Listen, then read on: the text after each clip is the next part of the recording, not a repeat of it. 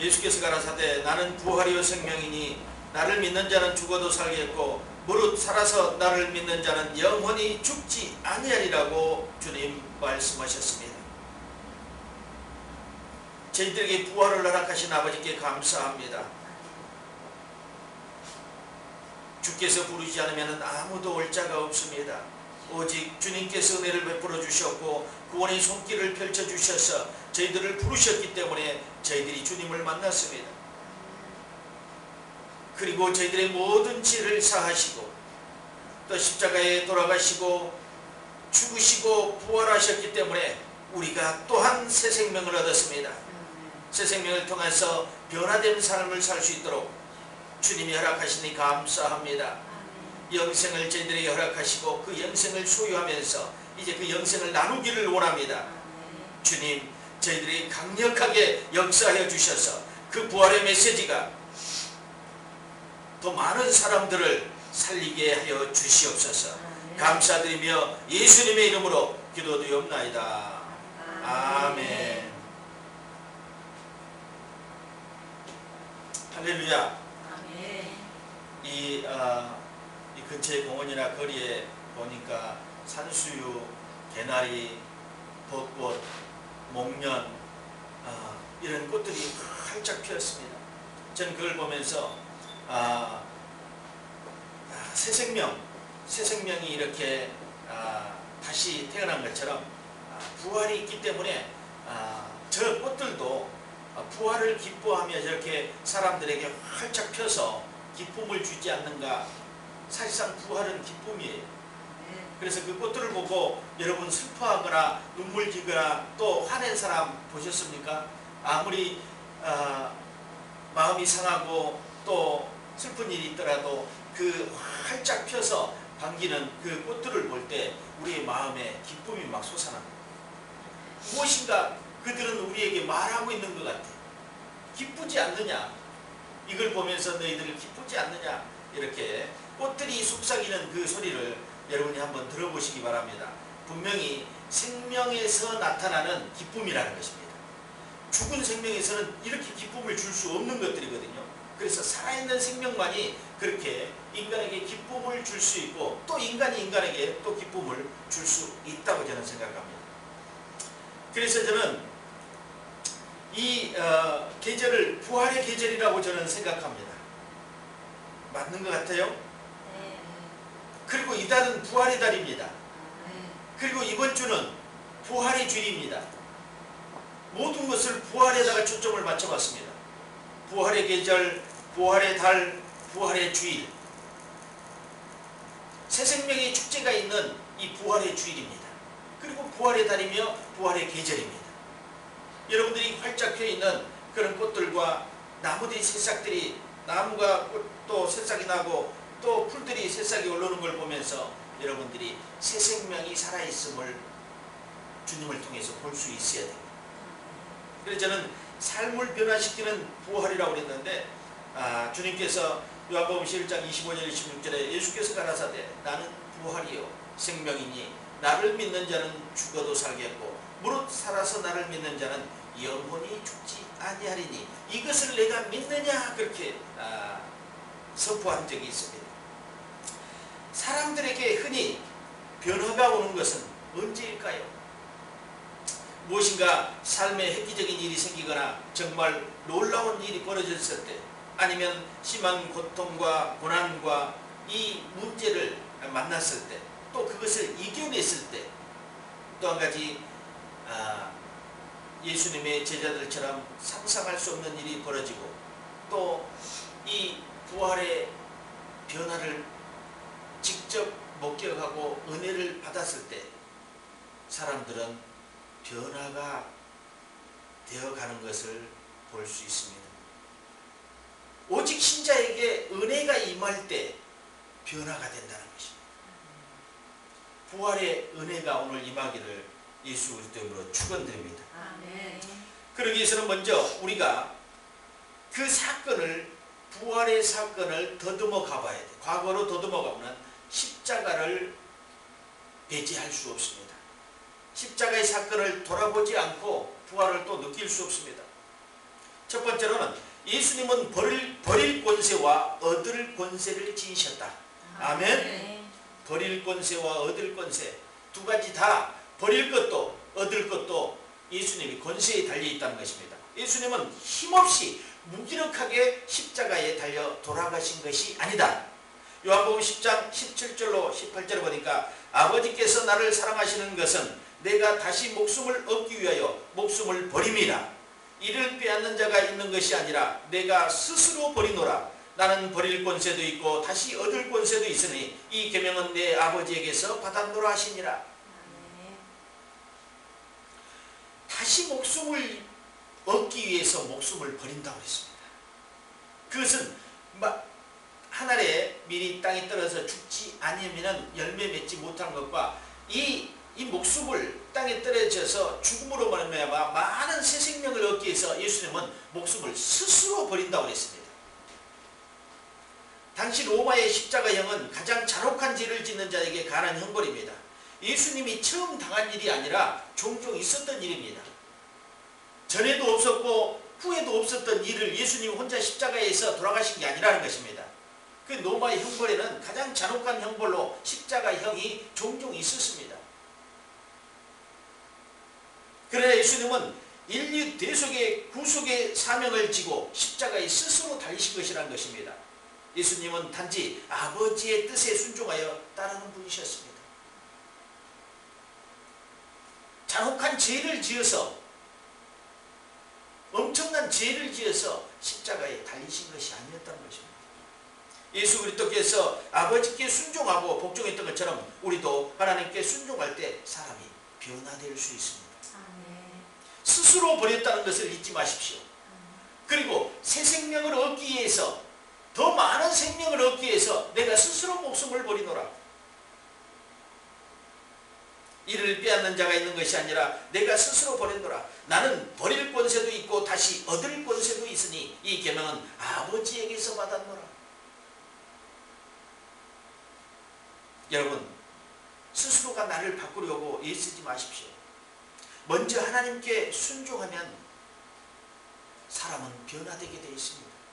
내가 변화되지 않고 있다 하면 아직 아버지께 순종하지 못한다는 증거입니다.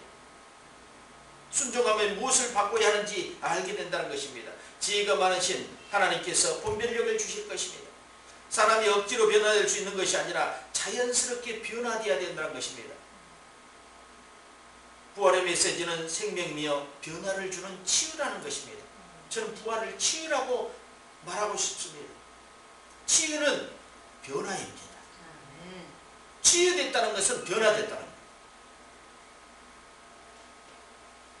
무엇인가 고쳐지니까 변화되는 것입니다. 즉 성경의 말씀처럼 안전뱅이가 고침을 받더니 예전 모습대로 살았다고 하였나요? 아니면 우물가에서 예수님을 만났던 사마리아 여인이 어떻게 변화됐나요? 예전 모습대로 그대로 살았습니까? 아닙니다. 두 사람은 모두 전혀 새로운 모습으로 변화됐다는 것입니다. 그래서 고침받았다, 나음을 입었다, 이런 건 다른 말로 변화됐다고 생각하면 맞는 것입니다. 안전뱅이는 더 이상 앉아서 이제 구걸하지 않았어요. 사람들이 볼 때 그는 늘 앉아 있었는데 이제 그는 걸어다니는 모습으로 사람들 앞에 나타났다는 것입니다. 그럼 여러분 그를 보고 뭐라고 합니까? 아, 저 사람이 변화됐네. 정말로 변화됐네. 예전에 우물가에서 물을 기르러 왔던, 사람들의 눈에 띄지 않게 살게 하려고 숨어서 살았던 그 여인이 이제 동네 한복판에서도 메시아를 만났다고 외침을 보면서 사람들은 뭐라고? 저 사람이 변화되었네? 그를 보고 누가 치유받았네 그렇게 하겠어요? 변화됐다고 한다. 안진뱅이가 변화됐다는 거예요.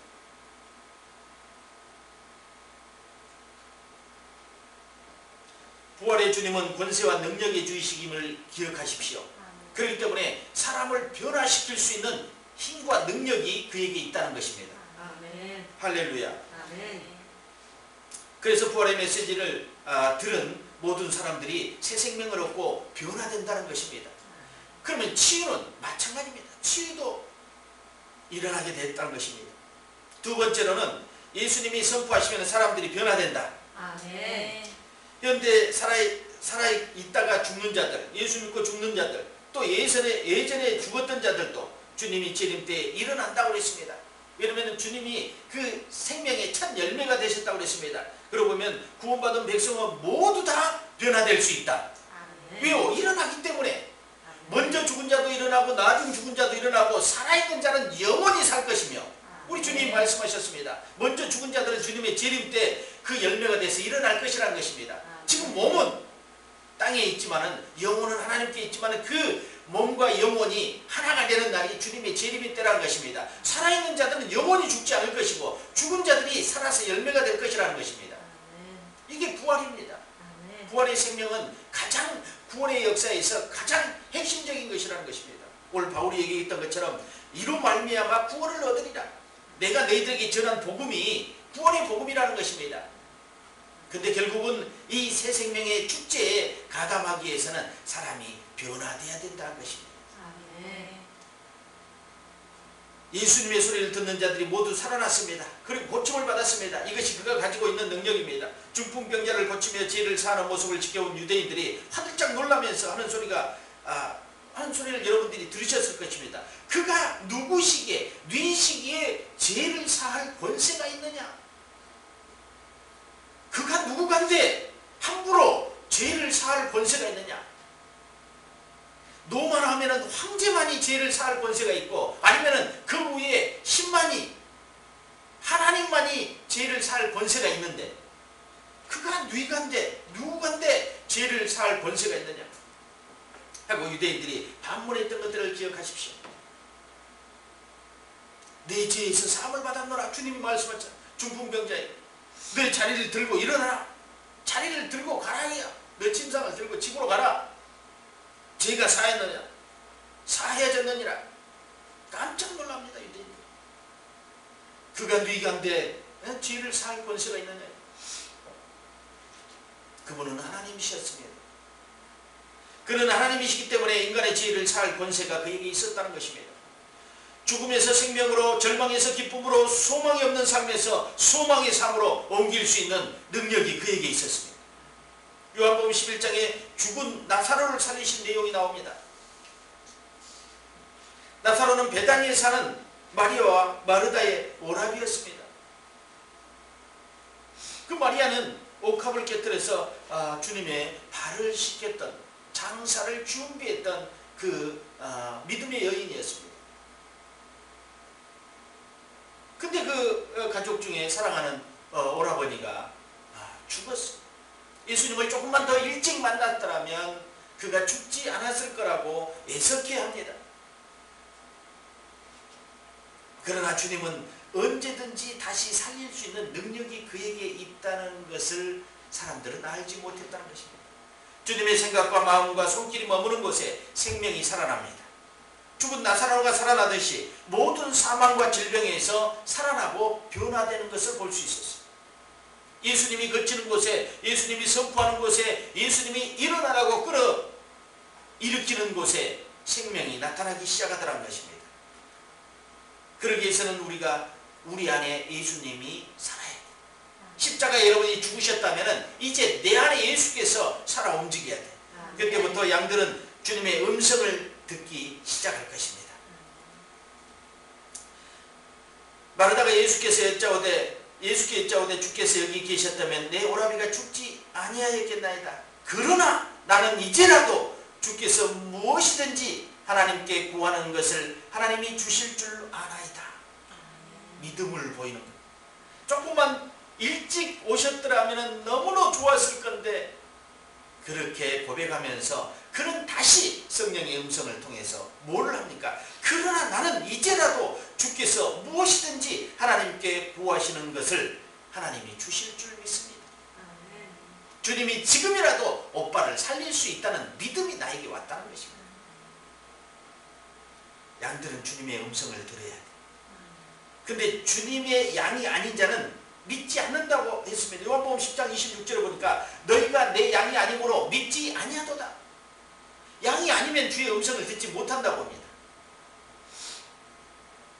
주님의 양들은 그분의 음성을 듣게 되어 있습니다. 요한복음 10장 27절로 29절에 보니까 내 양은 내 음성을 들으며 나는 저희를 알며 저희는 나를 따르느니 내가 너희에게 영생을 주노니 영원히 멸망치 아니할 터이요 또 저희를 내 손에서 빼앗을 자가 없느니라. 저희를 주신 내 아버지는 많이보다 크심에 아무도 아버지 손에서 빼앗을 수 없느니라. 아멘. 주님의 음성을 듣는 자들에게 영생을 주신다고 했습니다. 아멘. 영생을 주신다. 이게 부활의 꽃이에요. 영생. 여러분 구원받은 증거가 무엇입니까? 영생을 얻었다는 표현을 합니다. 아버지 손에서 주의 음성을 듣는 이 양들을 아버지 손에서 빼앗을 자가 없느니라. 원수 마귀 사망 권세도 이것을 빼앗아 가지 못한다는 것입니다.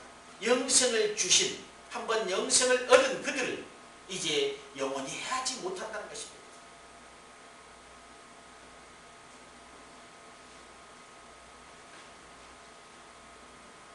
많이보다 크심에 아무도 아버지 손에서 빼앗을 수 없느니라.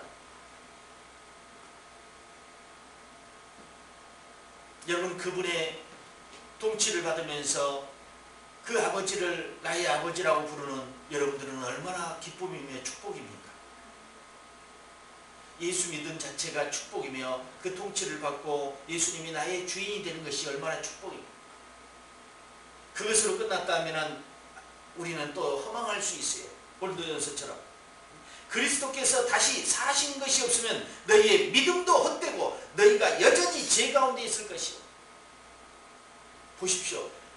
십자가에 죽은 것만 끝나는 것이 아니라 다시 사신 것이 없으면 이거 명확하게 해놨는데요. 부활이 없다면 정말로 우리는 새 생명을 얻을 수 있는 자격이 주어지지 않았습니다.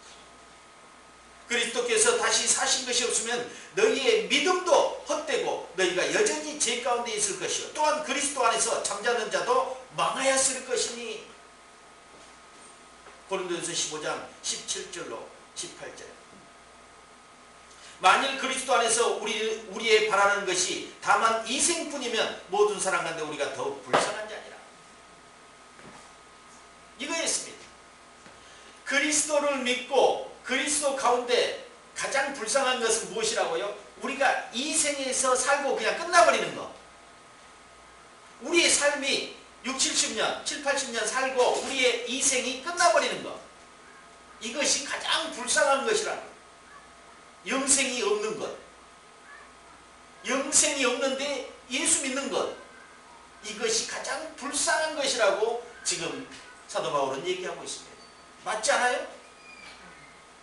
영생이 없다면 우리가 가장 불쌍한 자들이에요. 왜냐면 많은 날을 예수를 믿으려고 노력하고 예배드리고 기도하고 하지 않았습니까? 세상 사람들은 아무것도 하지 않아요. 구원을 위해서 아무것도 행동하지 않아요. 그들이 헌금을 드립니까? 기도를 합니까? 예배를 드립니까? 아무것도 하지 않아요. 그들과 다른 것은 우리에게 영생이 있다는 것입니다. 그렇기 때문에 그 영생을 붙잡고 우리는 구원의 기쁨을 누리면서 나가는 것입니다. 그들과 다른 점이 곧 그걸 하는 것입니다. 근데 그게 없다면, 그리스도께서 다시 사시지 않았다면, 부활하지 않았다면 가장 불쌍한 자들이 나일 것이며 여러분일 것입니다. 그러나 그러지 않았기 때문에 그럴 필요가 없었다는 것입니다. 세 번째로는 예수님이 주신 가장 소중한 것이 있다면 부활의 생명이다. 아멘. 그게 영생이라는 것입니다. 구원받았다는 것은 영생을 소유했다는 것. 마귀와 죄의 나라에서 아버지 나라로 옮겨왔다는 것입니다. 영원한 생명을 얻을 것과 동시에 천국에서 주님과 영원토록 함께 할 수 있다는 축복을 우리가 받았다는 것입니다. 그래서 세상 사람들처럼 이제 무언가 생명을 구걸하지 않아도, 죽음 앞에서 생명을 구걸하지 않아도 되는 것. 여러분 중환자실에나 고통당하고 또 아파서 생명이 다한 사람들 보면은요, 편안하게 가는 사람이 별로 없어요. 생명을 구걸하고 조금 더 살려고 발버둥 치는 사람들을 여러 봤습니다. 특히 재물이 많고 명예가 있고 권세가 있는 사람들이 더 그렇습니다. 왜냐면 이곳에서 누리고 부려야 되는데 그것을 하지 못하고 많은 재물을 남겨놓고 세상을 떠나는데 얼마나 아쉽겠습니까? 그거를 벌기 위해서, 그거를 축적하기 위해서 얼마나 많은 노력을 했는데, 그래서 조금 더 살려고 하루 이틀을 더 살고 싶어서, 한 달 정도를 더 살고 싶어서 얼마나 발버둥치는지 모르겠어요. 이것이 고린도 교회에 얘기했던 것처럼 만일 그리스도 안에서 우리의 바라는 것이 다만 이생뿐이면 모든 사람 가운데 우리가 더욱 불쌍하다. 그들은 이생뿐이기 때문에 얼마나 불쌍한지 모릅니다. 조금 더 살려고, 조금 더 생명을 연장하려고 얼마나 발버둥친지 모릅니다. 그러나 구원받은 하나님의 자녀는 그렇게 발버둥칠 필요가 없다는 것입니다. 왜냐하면 내생의 생이 있기 때문에, 영원한 생명이 있기 때문에, 죽지 않는 영원한 생명이 있기 때문에 그들도 죽지 않겠죠. 지옥불에서 영원히 죽지 않겠죠. 반대로 우리는 천국에서 하나님과 영원한 생명의 축제를 누리며 살 것입니다. 여러분, 부활의 진실을 깨닫는다면 어느 누구도 변화될 수 있습니다. 그러나 그 진실을 알기까지는 많은 몸부림이 있어야 됩니다. 부활의 진실을 우리가 지나가다 땅에 떨어진 동전 하나 줍는 것, 아니면 길에 나뒹구는 돌멩이 하나 발로 툭 차는 것이라고 생각해서는 안 됩니다. 그렇게 쉽게 우리에게 다가온 것이고 쉽게 접할 수 있는 것이 아닙니다. 그렇게 간단한 것이 아니라는 것입니다. 근본적인 것을 알아야 그분의 부활을 느끼며 함께 부활의 생명을 얻을 수 있습니다. 오늘 바울이 얘기했던 것이 근본적인 것이 무엇이냐면 15절 3절에 내가 받은 것을 먼저 너희에게 전하였네. 이는 성경대로 그리스도께서 우리의 죄를 위하여 죽으셨다는 것입니다. 그가 왜 죽었는지를 알아야 된다는 것입니다. 그래야지 부활의 답이 나온다는 것입니다. 우리의 죄 때문에 돌아가셨다는 것입니다. 그리고 장사 지낸 바 되었다가 성경대로 사흘 만에 살아났다. 이것이 부활을 추적해가는 약속입니다. 하나님의 약속이에요. 그 약속대로 하나님은 부활을 일으켰어요. 근데 그 약속의 그 공식을 알지 못하면 추적할 수가 없어. 그리고 그를 따라갈 수가 없고 믿을 수가 없고, 근데 우리가 고백했던 죄사함의 고백이 될 수가 없어. 여러분, 죄사함 때문에 무엇을 했습니까? 아니요, 고백했죠. 고백하니 하나님의 은혜로 죄사함이 이루어진 것입니다. 무엇인가 있는 거 아니었어요. 내가 죄인이었다는 것을 단지 고백했을 뿐이라는 것입니다. 그랬더니 하나님께서 죄를 사해해 주셨어요. 먹물보다 더 진한 것, 피보다 더 진한 것, 양털보다 흰 눈보다 더 깨끗게 사해 주셨다는 것입니다. 이것이 부활을 추정하고 추정해가는 원리이며 이제 답을 낼 수 있는 근거입니다. 죄인 되었다는 것을 알지 못하고 주님께서 십자가에 우리의 죄 때문에 죽으셨다는 것을 알지 못하면서 부활을 안다는 것은 잘못된 생각입니다. 부활의 생명을 얻을 수 없습니다. 그가 죄인이지 않았다면 그에게는 부활의 생명이 주어지지 않는다는 것입니다. 오직 죄인 되었던 자들이 사함을 받았을 때 부활의 생명이 그들에게 얹어진다는 것입니다. 이것을 기억하십시오. 그래서 나디고는 돌멩이 하나 차는 것으로 부활을 느끼지 말라는 것입니다. 부활은 그보다 훨씬 포괄적이며 훨씬 능력이 있으며 훨씬 깊이 있다는 것입니다. 새 생명을 얻는 것이 그렇게 쉬운 것입니까? 그렇지 않습니다. 세상에도 조금 더 살려고 수천만 원씩 수억 원씩 들어서 며칠을 더 살려고 그렇게 수술을 하고 좋은 주사를 맞고 그러지 않습니까? 영원한 생명을 얻는다는 것 결코 쉬운 것이 아니었습니다. 그러나 그렇게 어려운 것도 아니었습니다. 우리의 실체를 정확히 알면은 그 사람은 반드시 새 생명을 통해서 변화된다는 것입니다. 아멘. 부활의 생명이기 때문에 부활의 소식을 전해 듣고 또한 직접 목도한 제자들과 무리들이 변화되는 것은 당연한 일이었습니다. 제자들은 부활을 목도하고 이제 전혀 새로운 사람으로 변화됐습니다. 치유받았다는 것입니다. 그들이 고통 가운데 살면서, 지배 가운데 살면서 고통하고 슬퍼했고 안 됐던 모든 일들이 주님의 부활을 통해서 변화되기 시작했어요. 이제 그들이 증인의 삶을 살기 시작했어요. 그냥 떠도는 무리가 아니었어요. 무엇인가 한 자리를 하려고 주님을 따라다니는 그 무리 가운데서 이제 증인의 삶으로 변화되는 사람들이 나타나기 시작했어요. 주님을 믿지 않았던 사람들이 변화의 모습을 느끼게 됩니다. 부활을 통해서.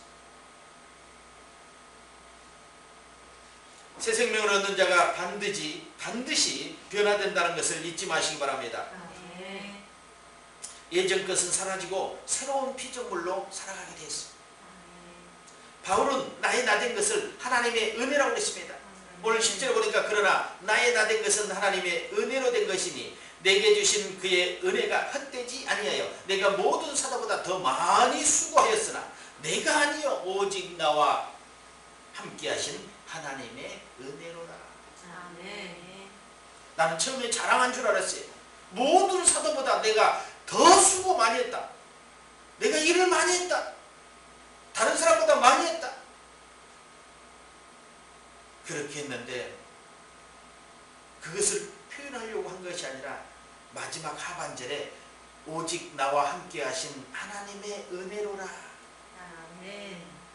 내가 한 것이 아니라 하나님의 은혜가 나에게 임하고 예수 그리스도의 성령이 나를 움직였기 때문에 내가 그 일을 수고를 했다는 것입니다. 복음을 전하는 수고를 하고 그들을 변화시키는 수고를 하고 그들을 치료하는 수고를 했다는 것입니다. 그것이 내가 아니요 하나님이 하신 거라고. 하나님의 은혜로라. 하나님의 은혜를 충만히 받게 되면 사람들은 변화되지 않을 수 없다고 생각합니다. 부활의 은혜로 치유받았던 이 백성들, 우리도 많은 사람들이 이 부활의 은혜로 치유가 임하기를 예수 그리스도로 축원드립니다. 부활의 깊은 의미를 깨닫는 순간이요 사람들은 변화되기 시작하더라는 거죠. 부활은 오늘 말한 것처럼 복음의 핵심입니다. 만약 예수 그리스도의 부활이 없었다면 복음을 무엇으로 설명할 수 있겠습니까? 생명을 얻는 것을 어떻게 설명할 수 있어요? 부활이 없는데. 주님이 십자가에 돌아가시고 더 이상 일어나지 않아버리는 이런 사건을 통해서 우리에게 어떻게 생명이 있다고 전할 수 있습니까? 전할 수 없습니다. 절대로 생명을 전할 수 없습니다. 부활이 있기 때문에 생명을 전하는 것입니다. 예수의 일생의 하이라이트인 것은 예수께서 부활하셨다는 것입니다. 그 부활의 새 생명이 이제는 우리에게 임했다는 것입니다. 그래서 우리가 그 부활의 생명을 얻었기 때문에 영생의 이제 주인공이 된 것입니다. 그 영생의 주인공이 됐다면 이 생명을 나눌 수 있어야 됩니다. 우리도 열매가 돼야죠. 주님이 첫 열매가 됐다면 우리가 이제 낮은 열매가 돼야 될 거 아닙니까? 우리가 죽어서 새 생명의 꽃을 피우고 새 생명을 더 연결케 하는 열매를 많이 맺어야 될 거 아닙니까? 부활은 그것입니다. 부활은 열매를 낳았다. 주님이 첫 열매가 됐어요. 그리고 마지막 열매가 되실 것입니다. 왜냐하면 우리를 통해서 이제 열매를 계속해서 새 생명의 열매를 맺을 것이니까 그분이 첫 열매이자 마지막 열매일 것입니다. 우리는 그 열매 맺기 위해서 더 부활을 기억해야 됩니다. 부활은 생명이기 때문에 바깥에 산천초목에 꽃이 피고 풀이 일어나는 그 생명처럼 부활의 기쁨은 우리의 삶에서 일어나야 돼. 기쁨입니다. 여러분 고난과 고통에서 기뻐할 수 있는 것이 능력입니다. 기쁨을 찾아올 수 있는 게 능력이에요. 누가 기뻐하는데 기뻐하지 않을 수가 있습니까? 그거는 능력이 아니에요. 슬플 때, 고통스러울 때, 삶이 괴로울 때, 죽고 싶은 그런 괴로움이 몰려올 때도 부활을 생각하면서 기뻐하는 것이 능력 아니겠습니까? 부활이 주는 새 생명의 능력입니다. 이것을 우리가 함께 누리기를 예수 그리스도로 그리스도 이름으로 축원드립니다. 아멘. 자녀된 우리에게 최대의 행복과 최대의 기쁨은 부활이라는 것입니다. 아멘. 아멘. 아멘. 기도하겠습니다. 하나님 아버지 감사합니다. 오늘 또 저희들에게 부활의 메시지를 주셔서 새생명의 축제에 가담케 하시고 우리가 그 새생명을 이제 나눌 수 있도록 은혜를 주심에 감사드립니다. 주님의 첫 열매가 되셔서 우리에게 나누어 주셨습니다. 예, 우리가 그 생명을 몸에 안고 지니면서 구원의 축복과 기쁨을 이제 나누기를 원합니다. 주여 우리에게 힘을 더하여 주셔서 부활의 축복과 기쁨이 많은 사람들에게 전이 될 수 있도록 인도해 주옵소서. 부활을 축복합니다. 우리 스스로가 자축하며 부활의 기쁨을 하나님께 감사드리고 오늘 바울이 선포했던 것처럼 모든 것이 하나님의 은혜라고 고백했던 것이 우리의 고백이 되게 하여 주시옵소서. 지금까지 살아오고 지금까지 생명을 얻어 기쁨을 가지고 살아왔던 모든 것들이 하나님의 은혜였음을 고백합니다. 앞으로 이 사람도 우리 하나님께서 지켜주심으로 말미암아 영원한 영생의 삶을 살 수 있도록 주님이 축복하여 주시옵소서. 아멘. 감사드리며 예수님의 이름으로 축복하며 기도드리옵나이다. 아멘.